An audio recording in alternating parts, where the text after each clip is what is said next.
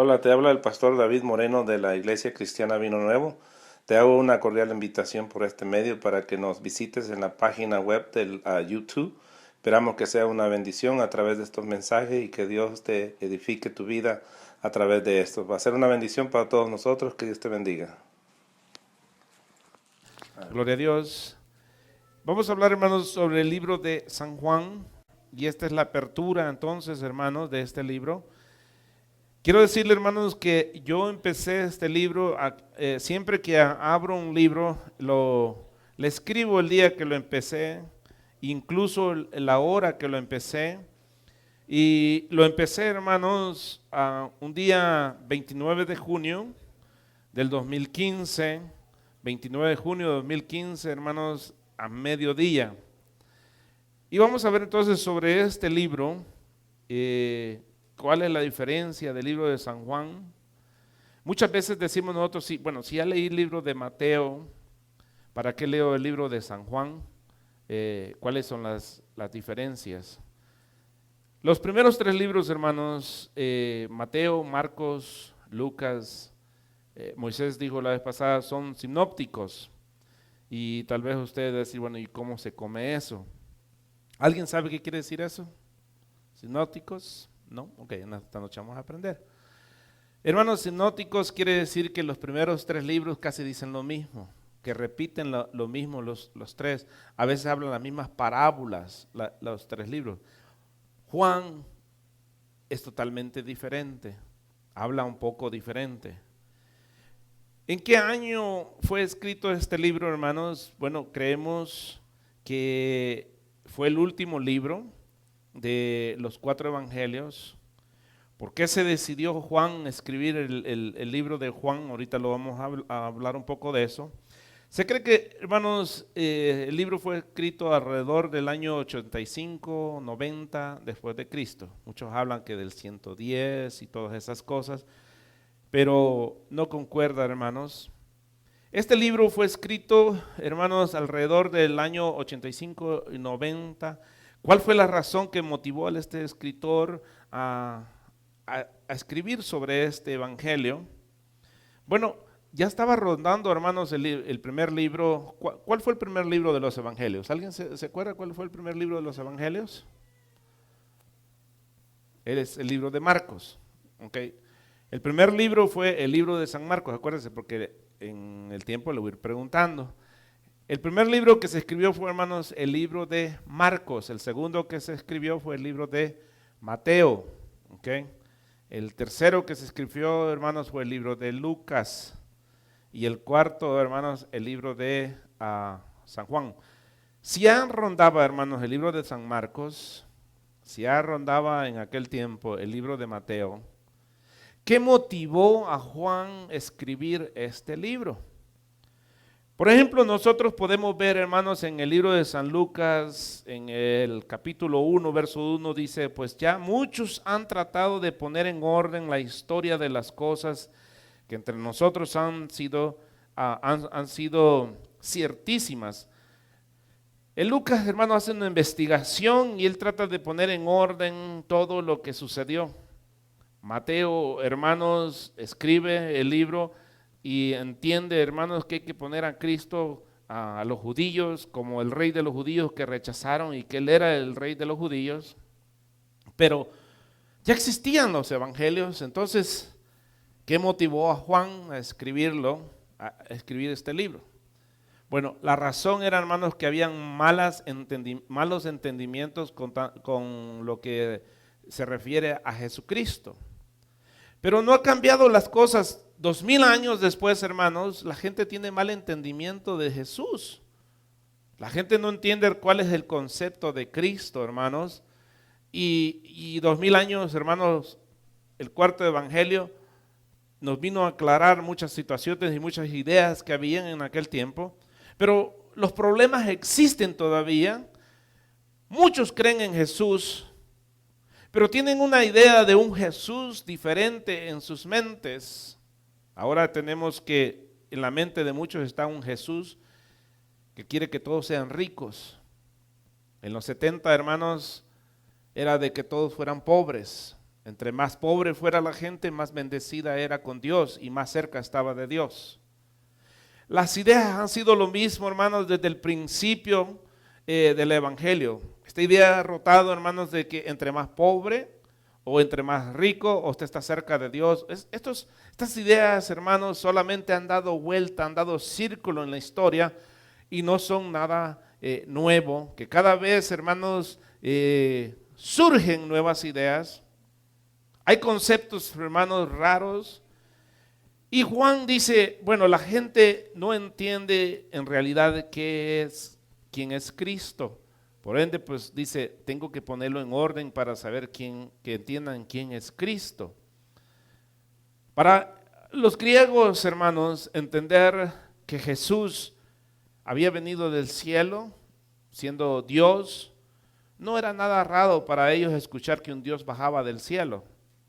Porque para la mitología griega, hermanos, muchos dioses bajaban del cielo, bajaban a la tierra.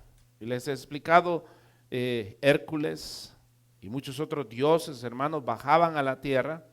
Entonces, para ellos no era nada raro, hermanos, saber de que había un Dios que había bajado del cielo.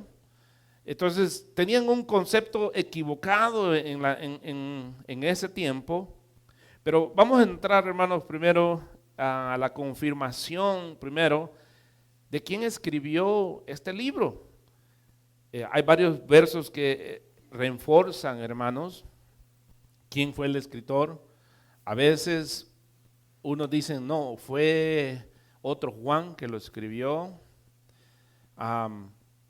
Fue alguien que recopiló las ideas de Juan y las echaron a andar y entonces escribieron el libro de San Juan y le pusieron el libro de San Juan porque fueron las ideas de Juan, pero Juan no lo escribió. Esas son ideas que rondan. Pero vamos a ver, hermanos, que allí mismo en la Biblia hay ciertos versos bíblicos que nos enseñan a nosotros quién escribió. Ahora, ¿por qué es importante que usted entienda, hermanos, quién escribió el libro? Porque entendemos la idea, hermanos, del escritor, a dónde nos quiere llevar. La idea, cuando estudiamos un libro, hermanos, no es buscar ideas personales de nosotros, sino buscar la idea del autor, qué es lo que él quería mostrarle al mundo entero a través de esas ideas. Para eso vamos a ir a estos versos que tenemos aquí. Véngase al libro de San Juan, capítulo 21, verso 20 hasta el 24, por favor, Moisés. Amén. Volviendo, Pedro vio que le seguía el discípulo a quien Jesús amaba. Jesús, el mismo que en la cena se había recostado al lado de él y le había dicho, Señor, ¿quién es el que te ha de entregar? Cuando Pedro le vio, dijo a Jesús, Señor, ¿y qué de este? Jesús le dijo, si yo quiero que él quede hasta que yo venga, que a ti, sígueme tú. Este dicho se extendió entonces entre los hermanos que aquel discípulo no moriría, pero Jesús no le dijo que no moriría, sino si quiero que él quede hasta que yo venga, que a ti. Este es el discípulo que da testimonio de estas cosas y escribió estas cosas. Pausita, por favor. Está explicando la historia el escritor y dice, fíjese que él mismo se está introduciendo, el discípulo amado. Y todos sabemos quién es el discípulo amado. Y que le preguntaron, ¿y qué de este? Porque ya le habían profetizado algo a Pedro, ¿no? Entonces, ¿y qué de este? Y él le dice, ¿y qué si yo quiero que quede él vivo? Miren lo que dice Juan de él mismo. Repíteme ese verso que leíste. ¿Qué verso es? El 24. Ok. Este es el discípulo que da testimonio de estas cosas y escribió estas cosas y sabemos que su testimonio es verdadero. Ok, vamos entendiendo poco a poco qué es lo que dice ahí. Sí, léemelo otra vez porque veo como que me quedaron mirando ahí como que no entendimos. A ver. El 24. Por favor. Este es el discípulo que da testimonio de estas cosas. Este es el discípulo que da testimonio. ¿A dónde está dando testimonio? En esta carta. Vámonos ahora ahí mismo, en el capítulo 13, verso 23 y al 25, por favor, de San Juan. Y uno de sus discípulos, al cual Jesús amaba, estaba recostado Ok, al una lado pausita, de Jesús. una pausita. Capítulo 21, verso 20, Pedro le pregunta de este discípulo y dice del discípulo amado. En todo el libro se habla del discípulo amado. Sabemos que Juan era llamado el discípulo amado. A ver, ahora sí, Jared, léemelo por favor. Y uno de sus discípulos, al cual Jesús amaba, estaba recostado al lado de Jesús. A este, pues, hizo señas Simón Pedro para que preguntase quién era aquel de quien hablaba. Él, entonces, recostado cerca del pecho de Jesús, le dijo, Señor, ¿quién es? Hasta el 25, ¿verdad? Ujú. Ok. Sabemos, hermanos, el discípulo amado se llamaba Juan, pero él no se llama a sí mismo el discípulo amado. Juan 19, 26 y 27, por favor. Cuando vio Jesús a su madre y al discípulo a quien él amaba, que estaba presente, dijo a su madre, Mujer, he ahí tu hijo. Después dijo al discípulo, He ahí tu madre. Y desde aquella hora el discípulo la recibió en su casa. Hermano, la historia cuenta de que Juan se llevó a vivir a María a su casa. Y sabemos que era el discípulo, hermanos, que estuvo ahí hasta el último momento mirando, hermanos, lo que sucedía en la cruz del Calvario. Jesús le habla a María y le dice, aquí está tu hijo. A Juan le dice, ahí está tu madre. Hermanos, aquí es donde muchos católicos dicen que Jesús le llamó, que era la madre de María. Hermanos, no se está refiriendo a eso, se está hablando, hermanos, en el libro de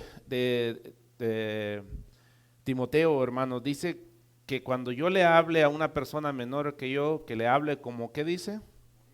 Como a hijo. Si le hablo a una persona como de mi edad, que le hable, ¿cómo dice?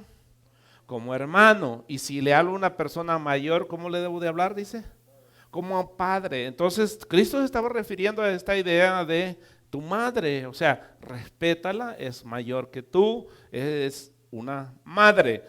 Ahora no tenemos, hermanos, los conceptos de las ideas de cómo enfrentarnos a un adulto. Le hablamos de tú a las personas, le hablamos, hermanos, no tenemos respeto por las personas. A veces ni por las mamás ni por los papás tenemos respetos, entonces no sabemos cómo respetar a las gentes mayores. La Biblia dice que al menor se le hable como a un hijo, a de mi edad que le hable como a un hermano y a alguien mayor que se le hable como a un padre. ¿Ok? Entonces, hermano, cuando usted le habla a una persona mayor, ¿cómo debería de responder a esa persona? Como un padre. Y es demostrar respeto a las personas. Juan 18:15, por favor. Y seguían a Jesús Simón Pedro y otro discípulo, y este discípulo era conocido del sumo sacerdote, y entró con Jesús al patio del sumo sacerdote. Ok, mire hermano, quiero explicarle algo. Todos los hombres del antiguo, como los que se le llaman los padres de la iglesia, los que quedaron después de los apóstoles, se les llamaron los padres de la iglesia. Después de que murieron los apóstoles, hermanos, reconocieron el Evangelio de San Juan como el libro de Juan. Por ejemplo, ¿cuántos han oído hablar de Irineo, San Irineo? Irineo, hermanos, habla de que el libro fue escrito por Juan. Por ejemplo, también, hermano, San Agustín. San Agustín reconoció el libro como el libro escrito como de San Juan. También Cristónomo, hermanos, reconocía el libro como el libro de San Juan.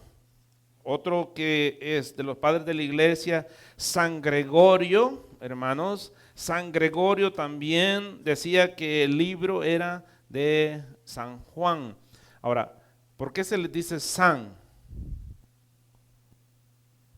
¿Por qué se le llama Santo Tomás, San Juan, San Mateo. ¿Por qué se les llaman así? Por santo. ¿Pero qué quiere decir santos? Porque estaban apartados para Dios, estaban al servicio de Dios. Si Dios se refiriera a ustedes, ¿cómo se refiriera a Dios a ustedes? ¿San qué? San fulano, usted, hermano. Aunque usted no diga, usted diga, no, yo no me considero un santo. ¿Cómo me voy a llamar San, diga su nombre? Santa Leticia. ¿Ah? Ahora, ¿por qué es Santa Leticia? Porque están al servicio de Dios. Mire, el santo no quiere decir ser perfecto, sino que está dependiendo de Dios. Eso es lo que quiere decir santo. ¿Ok? Y santo no quiere decir una persona que hace milagros, sino una persona, hermanos, que depende de Dios. Por ejemplo, cuando escribe la Biblia, hermanos, a un relato, por ejemplo, Pablo dice a los santos, ¿de dónde dice? Por ejemplo, de Corintios, a los santos. Si Pablo hubiera escrito a la iglesia de Vino Nuevo, ¿cómo le hubiera puesto? Para los santos de Vino Nuevo, ¿ok? Ahora, dígame usted, ¿Pedro fue perfecto? Y le llamaban San Pedro, ¿ok? San Pedro. Entonces, lo que nos hace que santo quiere decir santificado. Dígame, ¿este púlpito es santo, sí o no? Pero está muerto, no hace milagro. ¿Pero qué es lo que lo hace santo? Porque está al servicio de Dios, eso quiere decir santo. ¿Okay? La Biblia habla de, por ejemplo, los utensilios del templo eran santificados a Dios, o sea, quiere decir apartados para el servicio de Dios. Vamos a seguir. Todas estas personas, hermanos, identifican a Juan como el escritor. Resultaron, hermanos, otros hombres después, mucho más adelante, hermano, como por ahí, como en el año 180 después de Cristo. También más adelante, hermanos, ellos reconocían estas fuentes como cartas, hermanos, auténticas del apóstol San Juan. Por ejemplo, hermanos, como San Clemente, también Tertuliano, hermanos. San Tertuliano decía que eran cartas de el apóstol San Juan. San Juan, hermanos, era hijo de Zebedeo. Ok, sabemos porque lo dice la Biblia, pero no nos dice en el libro de Juan quién era su papá. Pero en Marcos nos dice quién era su papá. Así que vamos al libro de Marcos, capítulo 3, verso 17, por favor. A Jacobo, hijo de Zebedeo, y a Juan, hermano de Jacobo, a quien apellidó Boanerges, este es hijo del trueno. ¿Cómo les llamaban a ellos? ¿Hijos del qué? Hijos del trueno. Mano, ese era el hijo amado, imagínense, le llamaban hijos del trueno. ¿Sabe por qué le llamaban hijos del trueno? Fíjense que es el apóstol amado. ¿Y sabe por qué le llamaban hijos del trueno? Le tenían ese apodo, porque eran enojones, hermano. ¿Sabe que Juan un día fue a predicar, hermanos, a un pueblo y no los recibieron bien? Y Juan le dice a Jesús, Señor, le dice, ¿quieres que oremos para que descienda fuego? Le dijo. Mire, el apóstol amado. Mire cómo, hermanos, si ellos hubieran venido a predicar a Rino y no se convertían, le habían dicho, Señor, ¿quiere que destruyamos a Rino? Hijos del trueno, hermanos, les llamaban a esto. Juan, hermanos, fue el líder principal en la iglesia, hermanos, por ejemplo, en Jerusalén. También fue líder, hermanos, en la iglesia de Efesos. Fue líder en varias iglesias, hermanos. Juan fue reconocido como uno de los bases de apóstoles, hermanos, en el liderazgo. Otro que fue reconocido, hermanos, fue Pedro. Pero Juan era reconocido mucho en la iglesia. Así que vamos a ir aquí a Hechos 3:1, por favor, ¿no? Pedro y Juan subían juntos al templo a la hora novena, la de oración. Okay. Pedro y Juan, hermanos, ellos estaban siempre en el liderazgo de la iglesia y siempre, hermanos, estaban encargados en la iglesia de Jerusalén. Véngase aquí, capítulo 8, verso 14. Cuando los apóstoles que estaban en Jerusalén oyeron que Samaria había recibido la palabra de Dios, enviaron allá a Pedro y a Juan. Amén. Ellos estaban en Jerusalén, entonces enviaron a Pedro y a Juan. Vamos a ir a Gálatas entonces, capítulo 2, verso 9. Y reconociendo la gracia que me había sido dada, Jacobo, Cefas y Juan, que eran considerados como columnas, nos dieron a mí y a Bernabé la diestra en señal del compañerismo, para que nosotros fuésemos a los gentiles y ellos a la circuncisión. Note, hermanos, Pablo dice, menciona a Cefas, menciona, hermanos, a estos discípulos, menciona a Juan, que eran considerados, ¿qué dice? Columnas. ¿Qué quiere decir columnas, hermanos? Eran gente fundamentales en la iglesia primitiva. Ellos eran, hermanos, los que sostenían, hermanos, las bases del evangelio, ¿ok? Porque ellos entendían. Fue desterrado, hermanos, a la isla de Pasmos. Muchos creen que ahí donde escribió, hermanos, Apocalipsis, también escribió el libro de San Juan. Muchos creen eso. No sabemos hasta dónde sea esto verdad, hermanos, pero sabemos que después que salió de la isla de Pasmos, Juan siguió predicando. Véngase Apocalipsis 1:9, por favor. Yo, Juan, vuestro hermano y copartícipe vuestro en la tribulación, en el reino y en la paciencia de Jesucristo, estaba en la isla llamada Patmos, por causa de la palabra de Dios y el testimonio de Jesucristo. Hermano, ¿por qué estaba ahí él desterrado en esa isla? Dice, por causa de la palabra y por el testimonio de Jesucristo. ¿Cuál era el crimen que él cometió? Predicar la palabra, predicar a Cristo. Ese fue el crimen que él cometió. A Juan no lo metieron, hermanos, por andar robando dulces, por andar robándose un carro, por andar de peleonero. Lo metieron por predicar la palabra de Dios y por predicar a Cristo. Vamos a ver algo muy peculiar en este libro, hermanos. Juan quiere enseñar las maravillas de Cristo. En este libro, hermanos, enseña 7 milagros que demuestran la deidad de Cristo. Y en este libro, hermanos, lo que Juan relata de estos 7 milagros, no quiere decir que solo hizo 7 milagros, pero estos fueron los 7 milagros que le captó a Juan, hermanos, la atención, le llamó la atención para demostrar, hermanos, que Jesús tenía una deidad igual a la de Dios.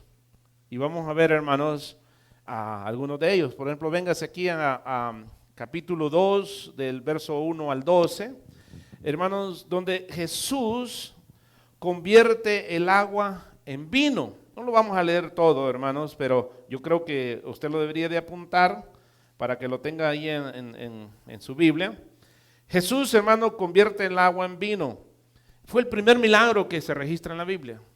¿Qué sabemos de la historia? Sabemos, hermanos, que estaba, puede leer, Jared, estaba allí María, la madre de Jesús. María le dice a Cristo, se terminó el vino. Y Jesús le dice, ¿y qué? ¿Qué tienes conmigo? Otros dicen, qué malcriado es Jesucristo. Hermanos, pero María, hermanos, sabía que Jesús podía hacer algo. Ahora, ¿qué representa el vino? ¿Por qué puso como primer milagro, hermanos, el vino? ¿Qué representa el vino, hermanos, en la vida? La misma sangre de Jesús. Representa la sangre de Jesús. ¿Y la sangre representa qué?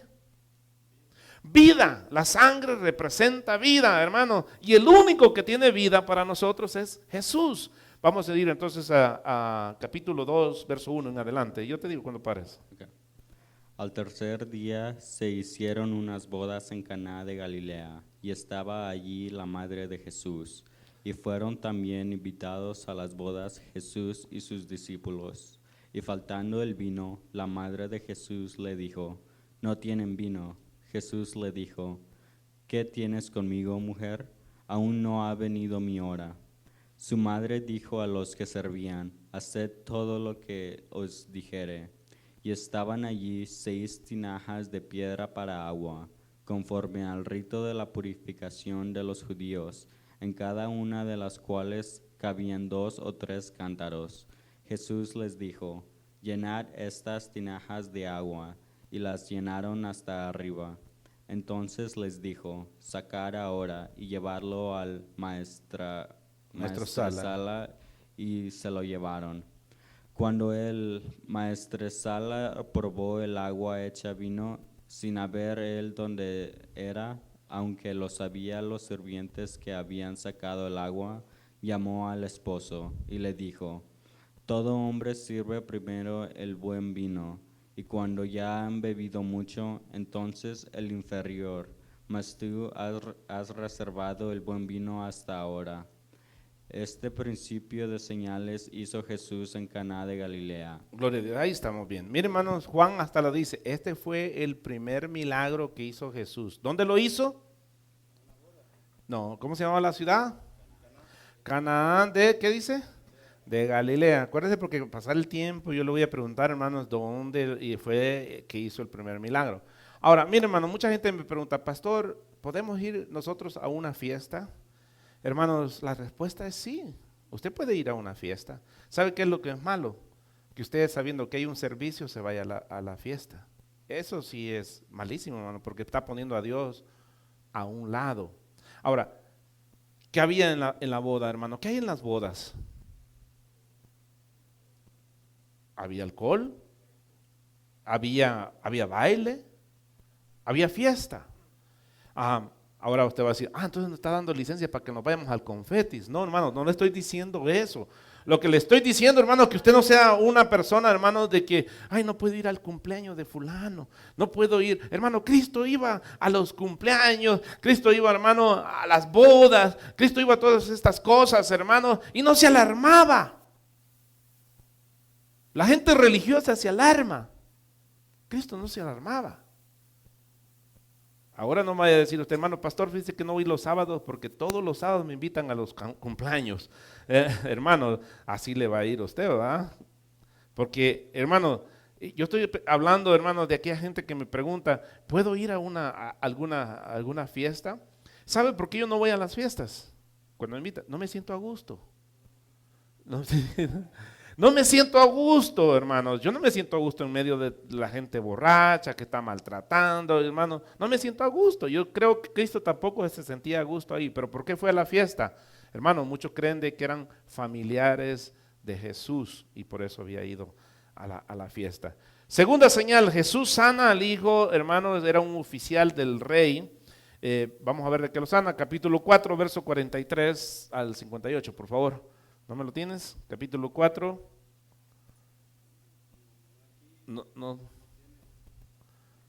¿No tiene 4 ese o qué?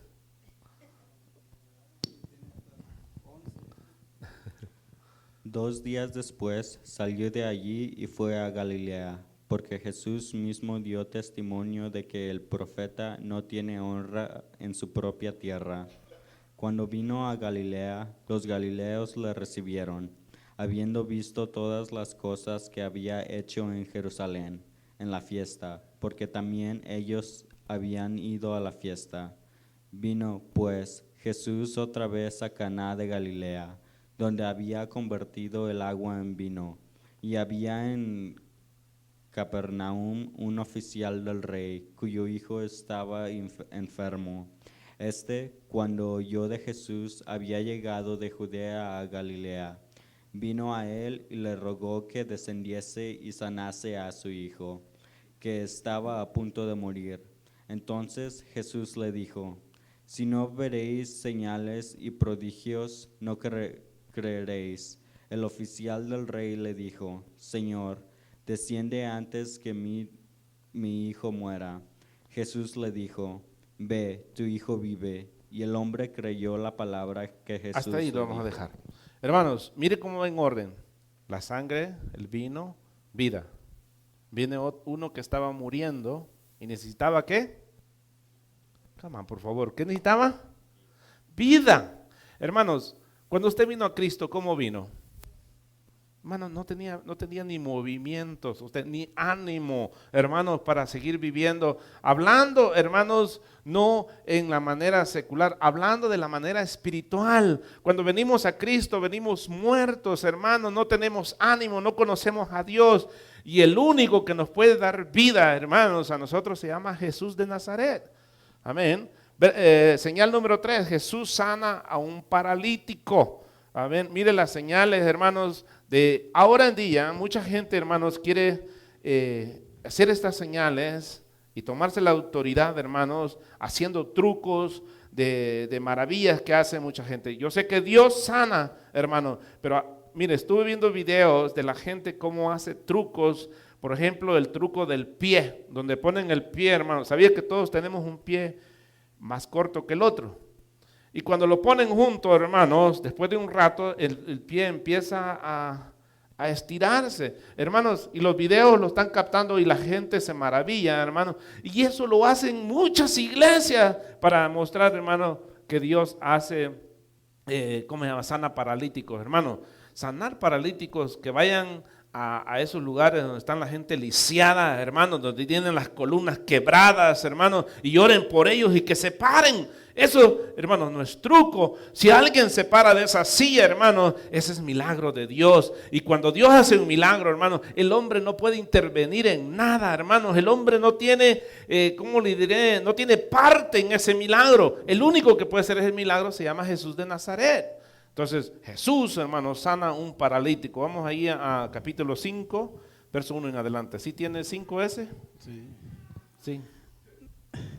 Después de estas cosas había una fiesta de los judíos, y subió Jesús a Jerusalén, y hay en Jerusalén cerca de la puerta de las ovejas un estanque llamado en hebreo Betesda, el cual tiene 5 pórticos. En estos yacía una multitud de enfermos, ciegos, cojos y paralíticos, que esperaban el movimiento del agua, porque un ángel descendía de tiempo en tiempo al estanque y agitaba el agua, y el que primero descendía al estanque después del movimiento del agua quedaba sano de cualquier enfermedad que tuviese. Y había ahí un hombre que hacía 38 años que estaba enfermo. Cuando Jesús lo vio acostado y supo que llevaba ya mucho tiempo así, le dijo: ¿quieres ser sano? Señor, le respondió el enfermo, no tengo quien me meta en el estanque cuando se agita el agua, y entre tanto que yo voy, otro desciende antes que yo. Jesús le dijo: levántate, toma tu lecho y anda. Y al instante aquel hombre fue sanado y tomó su lecho y anduvo, y era día de reposo aquel día. Ahí está bien, ahí vamos a ir. Mira, hermano, había un estanque, venía un ángel, dice la Biblia, y movía el agua. El primero que se aventara, hermano, era sano. Pero este era paralítico. Hermanos, no podía ser sano. Le voy a decir una cosa. Usted sabe y está consciente de su maldad, de lo que lo hace paralítico espiritualmente. Pero usted solo no puede cambiar. Usted necesita cambiar, hermanos, solamente que Cristo lo cambie a usted. Mucha gente dice: yo quiero ir a la iglesia, pero necesito cambiar. Hermanos, la iglesia no viene usted porque usted viene cambiado. La iglesia no viene usted, hermanos, porque va a venir, hermanos, a mostrar algo que usted no es. A la iglesia viene, hermano, porque sabe que Cristo lo va a cambiar a usted, hermano. Y no porque usted viene a cambiarse aquí, hermanos, y dice: voy a escuchar la predicación y me va a cambiar la predicación del hermano David. No, hermano, que lo va a cambiar se llama Jesús de Nazaret, y Él va a hacerlo a usted, hermanos, que camine, no en la manera como usted caminaba antes, sino que como ahora debe de caminar como un hijo de Dios. Paralítico, hermano, quiere decir una persona que por muchos años, hermanos, espiritualmente quiere cambiar su manera de vivir y no puede. ¿Cuántas veces usted dice: yo quiero dejar este mal hábito que tengo yo? Llora tal vez, hermano, de frustración porque volvió a caer en esa misma situación, hermano. Llámele vicio, llámele problemas, chisme, lo que sea, hermano, y vuelve a caer en el mismo problema. Y usted dice: no puedo cambiar. ¿Sabe? El único que lo puede cambiar se llama Jesús. Pero Jesús le dijo: ¿quieres? Y él dijo: quiero, Señor. Hermanos, Dios no lo hubiera sanado si el hombre no hubiera querido. Sabe que Dios no lo cambia a usted si usted no quiere. Dios lo va a cambiar, hermanos, cuando usted diga, yo estoy cansado y necesito cambiar de esta manera de vivir. Quiero que ser transformado. El paralítico, hermanos, representa nuestra condición de vida que teníamos, hermanos, antes de venir a Cristo. Vamos a ver la otra, hermanos. Jesús, hermanos, da de comer a una multitud. Vamos a ir al capítulo 6, verso 1 en adelante. Después de esto, Jesús fue al otro lado del mar de Galilea, el de Tiberias, y le seguía gran multitud, porque veían las señales que hacía en los enfermos. Entonces subió Jesús a un monte, y se sentó allí con sus discípulos, y estaba cerca la Pascua, la fiesta de los judíos. Cuando alzó Jesús los ojos y vio que había venido a él gran multitud, dijo a Felipe: ¿De dónde compraremos pan para que coman estos? Pero esto decía para probarle, porque él sabía lo que había de hacer. Felipe respondió: 200 denarios de pan no bastarían para que cada uno de ellos tomase un poco. Uno de sus discípulos, Andrés, hermano de Simón Pedro, le dijo: Aquí está un muchacho que tiene 5 panes de cebada y 2 pececillos. Mas, ¿qué es esto para tantos? Entonces Jesús dijo: Haced recostar la gente. Y había mucha hierba en aquel lugar, y se recostaron como en número de 5,000 varones. Y tomó Jesús aquellos panes, y habiendo dado gracias, los repartió. Una pausita ahí, lo vamos a dejar. Hermanos, ¿cuántas personas eran? 5,000 hombres nada más. ¿Cómo 5,000 hombres? No exactamente. Hermano, por ejemplo, hermano, usted puede calcular aquí, sin contarlos, somos más o menos tanto. Eso es lo que está diciendo el escritor. Habían como 5,000 hombres. Hermanos, ¿cuántos niños cree que habían? Si habían 5,000 hombres, ¿cuántos niños habrían ahí? Hermanos, si los judíos son mejores que los hispanos. Los judíos tenían de 12 hijos, hermanos, de 11, 12 hijos. La mayoría tenían de 6 para arriba, hermanos. Imagínense, hermanos, la cantidad de niños, la cantidad de mujeres, hermanos. No todos estaban casados, pero por lo menos, hermanos, si habían 5,000 hombres, se cree, hermanos, que habían alrededor de unos 20,000 personas que les tenían que haber dado de comer. Y Jesús les dice: pónganlos en grupo y les den de comer. Hermanos, Cristo, lo que está diciendo en este milagro, Cristo abastece nuestra hambre. El mundo, hermanos, usted ha buscado de todo y no le apetece. Hermanos, usted ha probado de todo. Muchos han probado droga, han probado, hermanos, diferentes cosas, fiestas, hermanos, pero no les ha llenado. Y lo único que puede llenar nuestra vida, esa hambre que nosotros tenemos, hermanos, se llama Jesús.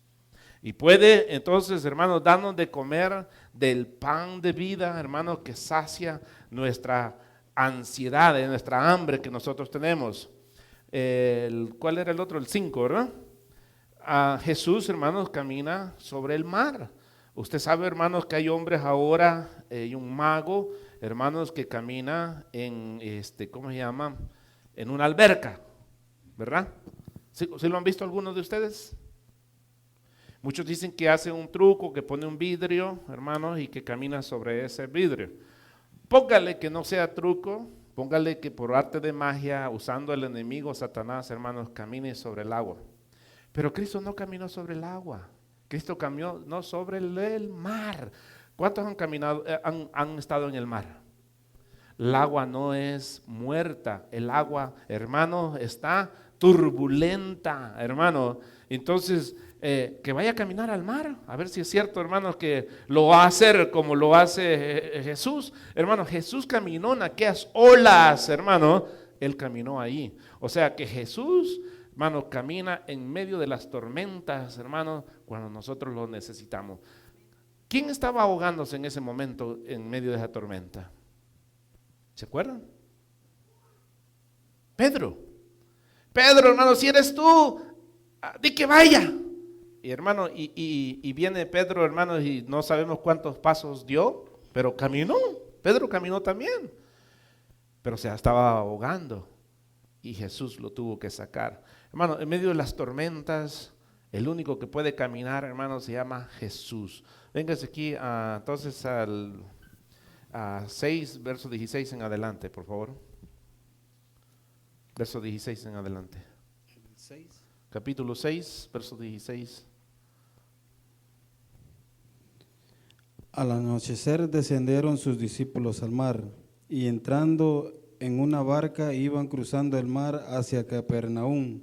Estaba ya oscuro y Jesús no había venido a ellos. Y se levantaba el mar con un gran viento que soplaba. Pausa, oiga, hermano, este mago dice que camina en una alberca. ¿En medio de qué caminó Cristo? No solo en el mar, sino en medio de qué? De una gran tempestad. ¿Usted sabe qué es tempestad, hermano? Las olas. ¿Usted ha visto algún barco, hermano, en medio de la tempestad? ¡Bum! Hermano, y Cristo caminando en medio de la tempestad. El único que puede hacer eso se llama Jesús. Sigue, Moisés, por favor. Cuando habían remado como 25 o 30 estadios, vieron a Jesús que andaba sobre el mar y se acercaba a la barca y tuvieron miedo. Mas él les dijo: yo soy, no temáis. Ellos Pausita. David, búscame cuánto es equivalente a 20 estadios, por favor. Así que, sigue, por favor. Ellos entonces con gusto le recibieron en la barca, la cual llegó enseguida a la tierra donde iban. Ok, entonces él llegó, hermanos, y caminó, hermanos, esa distancia, 5 estadios. Ahorita, ¿alguien dijo ahí 5 kilómetros? Hermano, este mago camina un pedazo de una alberca. ¿Cuánto caminó Cristo? Como 5, no dice que eran 5, sino como. Acuérdense, hermano, el lenguaje de la Biblia, cuando dice cómo, podía haber sido más, podían haber sido, hermanos, 6 kilómetros, podían haber sido 8 kilómetros, pero no se bajó a medirlo, pudo haber sido menos, pero la cuestión, hermanos, es que en aquella tormenta Jesús caminó, hermanos, y llegó hasta los discípulos. Milagros que destaca Juan, hermano, que solamente la deidad, la divinidad de Dios, hermanos, podía hacer. El 6, Jesús da vista, hermanos, a un ciego. ¿En qué condición estábamos nosotros, hermanos? Ciegos. Hermano, a usted se le hablaba de Cristo y no entendía nada. Usted se le decía que usted es pecador. ¿Cómo que yo soy pecador? Y usted se ofendía. Porque ¿cómo voy a ser yo pecador? Hermanos, cuando estábamos sin Cristo y sin esperanza, estábamos muertos, estábamos en pecado, estábamos paralíticos, estábamos ciegos, hermano. No mirábamos, no conocíamos. Mire, hermano, el ciego no sabe distinguir entre el pecado y lo que no es pecado. Al pecado le llama bueno y a lo bueno le llama malo, porque no entiende, hermanos, qué es lo que es pecado. ¿Por qué? Porque está ciego, no puede mirar, no puede entender, hermanos, qué es lo que es pecado. Yo, por ejemplo, siempre he dicho, hermano, está este cantante que está ciego. Hermano, ¿cómo sabe él qué color le han puesto de camisa? Él no sabe. Él solo tiene que confiar que él le dijo, es amarilla.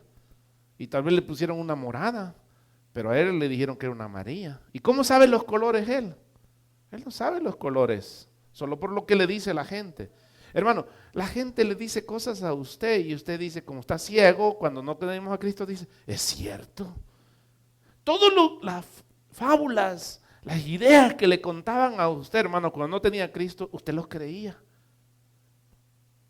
No que los milagros que hacía San no sé quién, y usted dice, tengo que ir a adorar a ese santo porque ese santo es bueno. Hace milagros, es milagroso.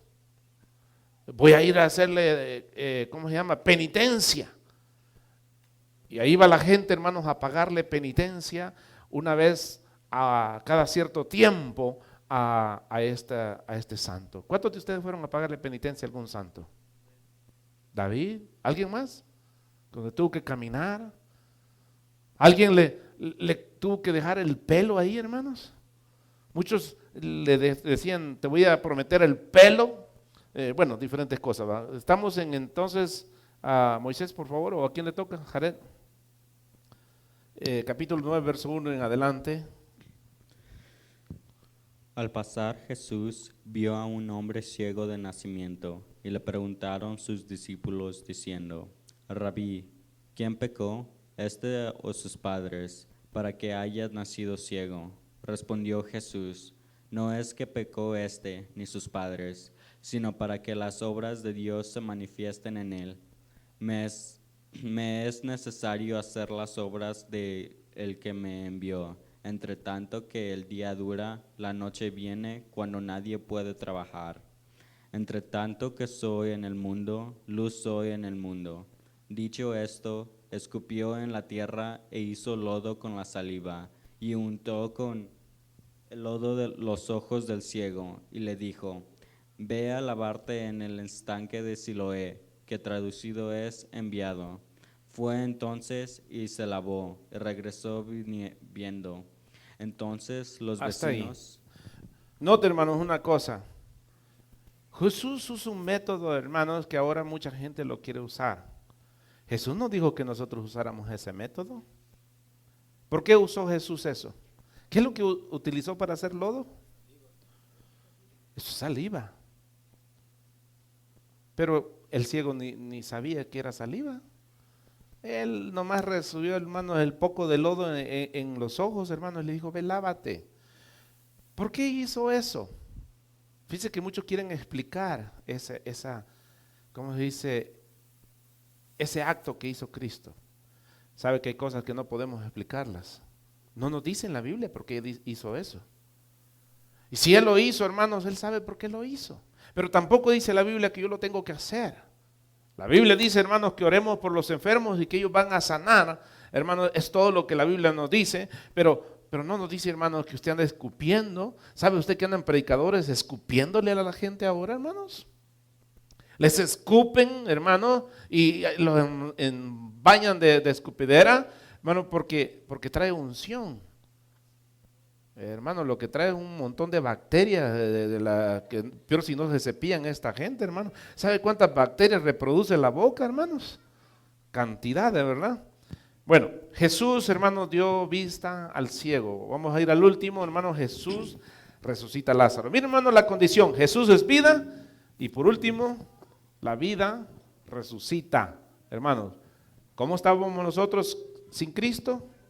Muertos. ¿Cómo estaba Lázaro?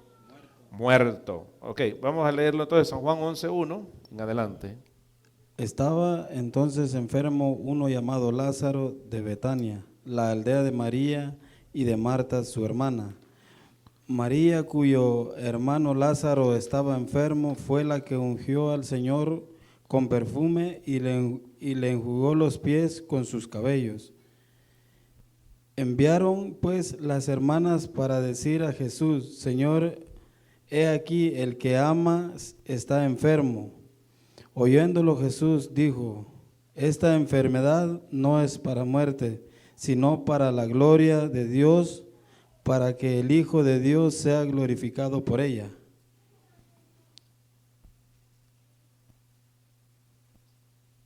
Y amaba Jesús a Marta y a su hermana y a Lázaro. Cuando oyó pues que estaba enfermo, se quedó 2 días más en el lugar donde estaba.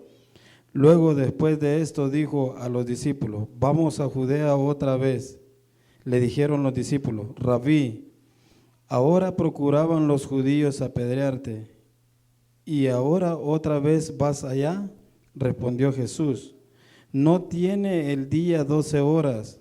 El que anda de día no tropieza porque ve la luz del mundo, pero el que anda de noche tropieza porque no hay luz en él.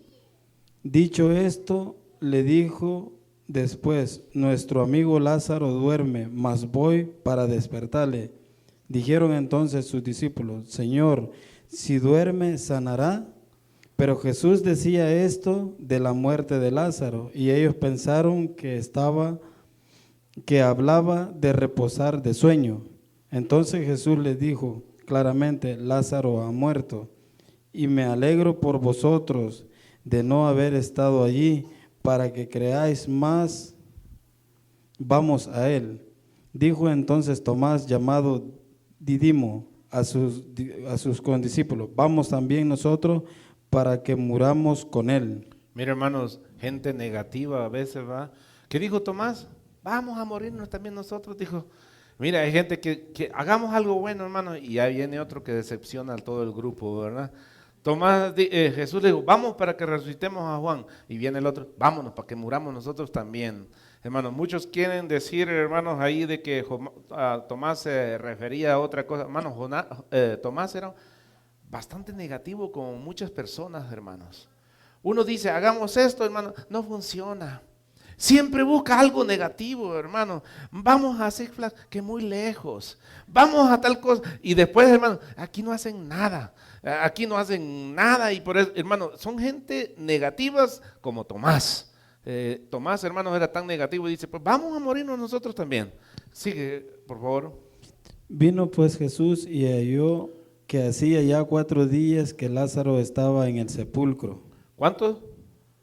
4 días. Vamos a dejarlo ahí. Hermanos, ¿a los cuántos días hay descomposición en un cuerpo? A los 3 días ya hay descomposición, hermano. Ya se infló el cuerpo, más en los países, hermanos, de uno que no lo preparan a las personas. Y ya empezó, hermanos, a engusanarse el cuerpo. Ahora, Jesús, hermanos, esperó 4 días. Mire, muchos han sanado y han resucitado y lo han hecho, y es Dios el que lo ha hecho, pero Cristo, hermanos, esperó que totalmente, hermanos, aquel hombre estuviera en descomposición para poderlo resucitar. Hermano, ¿qué son los primeros que se empieza a descomponer en una persona a los 3 días, hermano? Los órganos. Los órganos empiezan, hermanos, son los más débiles y empiezan a descomponerse. Sí, los gases y todo eso. Entonces, Juan, hermano, relata este milagro donde resucitó a Lázaro, hermanos, y sale de Lázaro como si nada, hermanos. Jesús dice, si usted sigue leyendo, dice, denle de comer. Hermano, la condición que nosotros estábamos, hermanos, estábamos podridos, no solo muertos.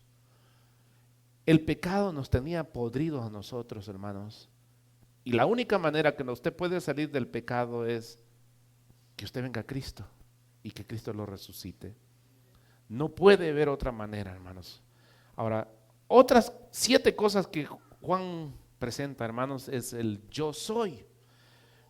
Esto lo quería poner antes, pero lo puse después. Miren, hermanos, cuando Jesús dijo yo soy la resurrección y la vida, Él estaba diciendo yo soy Dios. Bueno, muchos creen de que Jesús existe de María para acá. Hermanos, Jesús no existe de María para acá. Jesús existe antes, y eso lo vamos a ver en el capítulo 1 para la otra semana. Dice, Él creó todas las cosas. Juan se va, hermanos, que Él creó los cielos y la tierra. Entonces, ¿cómo existe Jesús de María en adelante? Jesús es Dios y Dios ya existía. Y por eso, hermanos, Él cuando hablaba, se hablaba como el Dios que se presentó a los antiguos. Miren, véngase aquí en Éxodo 3:14, dice, y dijo Dios a Moisés, yo soy, porque le dijo Moisés, Señor, ¿y cómo voy a llegar a los israelitas y les voy a decir que Dios me envió? Y mire cómo les dice, yo soy, me ha enviado a vosotros. Dice, y dijo Dios a Moisés, yo soy el que soy. Y añadió, así dirás a los hijos de Israel, yo soy, me ha enviado a vosotros. ¿Cómo se llamaba él? ¿Y sabe qué, hermanos, qué quiere decir el yo soy? El yo soy quiere decir el Yahweh. Isaías 44:6 dice, así dice el Señor, el Rey de Israel y su Redentor, el Señor de los ejércitos, yo soy el primero, yo soy el último, y fuera de mí no hay Dios. Jesús dice en Apocalipsis, yo soy el alfa y la omega. Dios dice, yo soy el primero y el último. Jesús dice, yo soy el alfa y la omega. Entonces, ¿quién era Jesús? Ok, ahorita vamos a seguir mirando. Deuteronomios capítulo 32, verso 39 dice, ver ahora que yo solo soy y que no hay otro Dios junto a mí. Dios es el yo soy.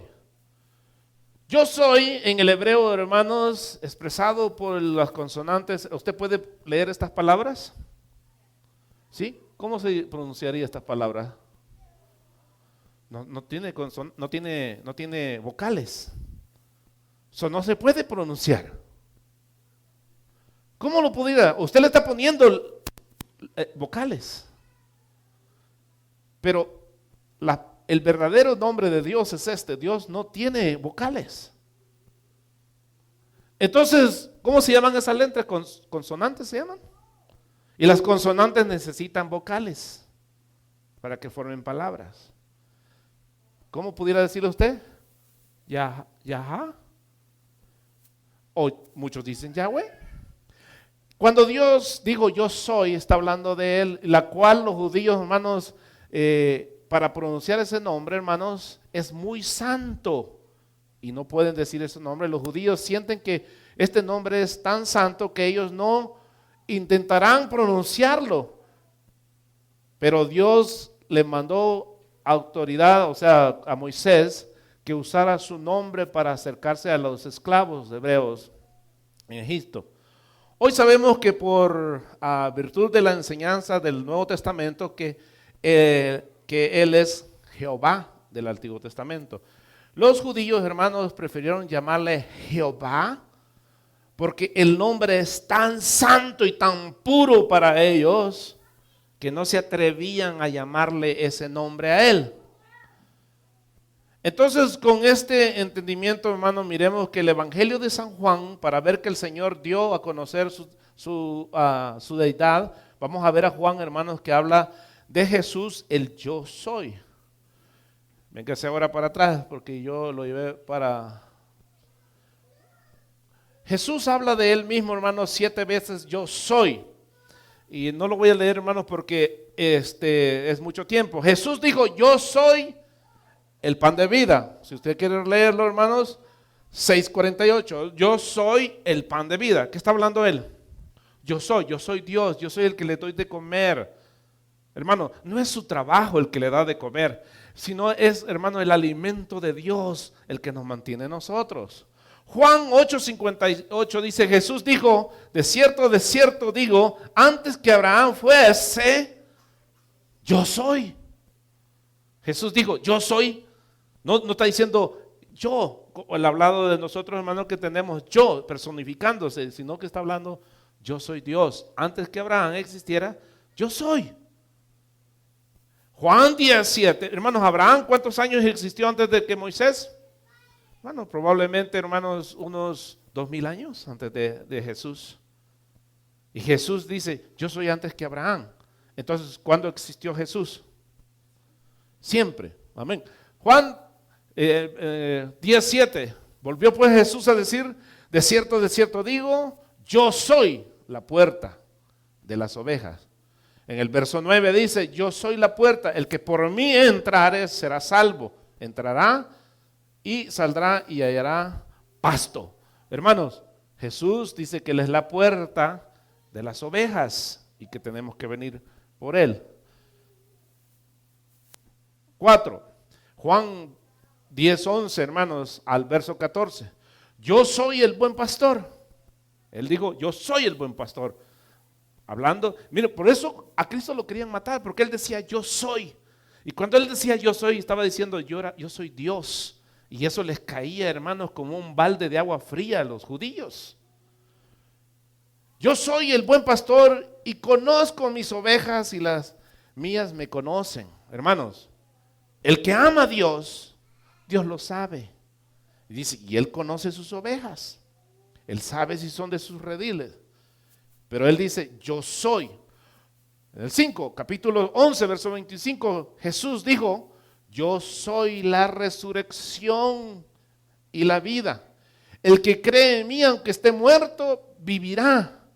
Y todo aquel que vive y cree en mí, no morirá eternamente. Les dijo, ¿crees esto? Yo soy la resurrección. ¿Quién es el único que puede resucitar a los muertos? ¿Y quién fue el que resucitó a Lázaro? ¿Quién lo resucitó a usted? ¿Quién es el que nos va a resucitar después de la muerte? 6.